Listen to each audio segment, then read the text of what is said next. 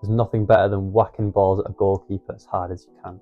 However, a lot less often do we focus on the subconscious details that go into every shot. And I don't blame you for this, it's only the nerds like us that actually think about it. But it can help you shooting and mean that you score more goals. So today we're going to go over 4 small shooting details that helped me improve my shooting. We're going to go through the steps in chronological order from running up to the ball and eventually striking through it. First of all, we have the standing foot placement, and this is the non-striking foot. You've run up to the ball, decided you're going to strike, and then it's about where you place your non-striking foot. We all know when you're too far away, it's easy to scoop the ball in the sky, and when you're too close, it's hard to get enough power on the shot. But what else is there to know about your standing foot placement when shooting? Well, the obvious one after what we've just discussed is having your foot not too far, but not too close to the ball, and this means you can get the right amount of power. And the second point is to focus on where the standing foot is aiming. What I mean by this is if you're aiming to shoot across the goal in the far corner, then the standing foot should be pointing towards that far corner. I'm not going to act like I have a clue about the biomechanics and why this works, but what I do know is it makes it a lot easier to get accuracy on the shot, and it also helps your power if your hips are facing where you want the shot to go. After the standing foot position, we have the body position, and this is your actual body and where it is when you're striking the ball. When I first watched myself back playing football, I noticed that when I was striking or passing the ball, my body position was way off and it didn't look natural at all. A lot of the time my chest wouldn't be over the ball and my head would be back, and this would cause the ball to fly in the air and go off target. My spaghetti limbs would be all over and my back would be curved almost in an S shape. So many reasons this was bad for my shooting. I couldn't maintain accuracy and I couldn't get enough power on any of my shots.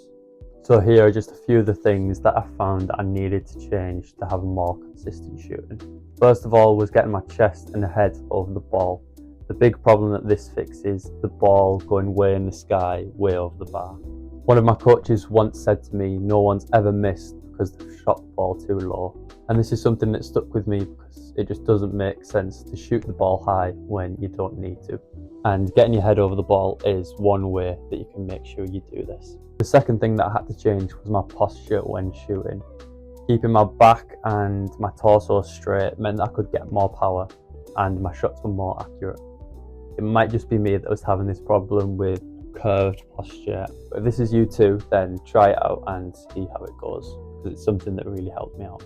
With the body and foot position done, we're now moving on to striking the ball.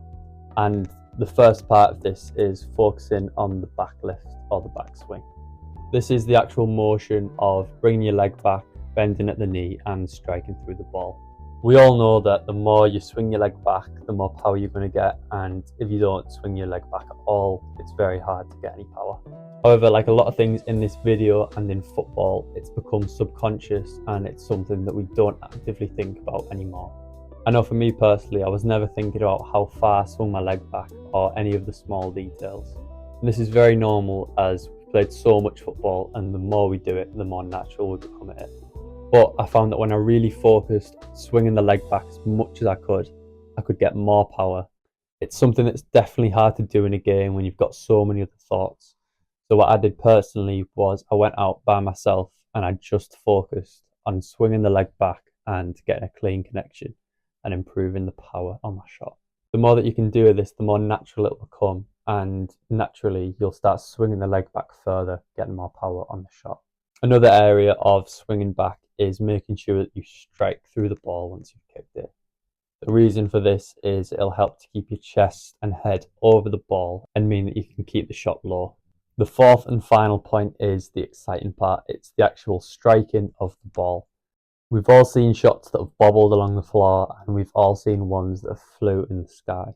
The only difference between these two extreme shots is where on the ball has been hit. If you hit over the top of the ball will bobble into the floor with no power, as I've seen myself many times. And if you hit under the ball, it will fly up into the sky, like we've discussed a lot in this video. Using this means if we strike in the middle of the ball, we'll get the best of both worlds, the most power whilst keeping it low.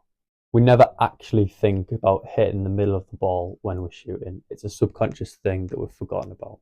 So similar to the last tip, the way that I focused on this was also going out by myself, focusing on hitting the middle of the ball while swinging back and getting the most range of motion.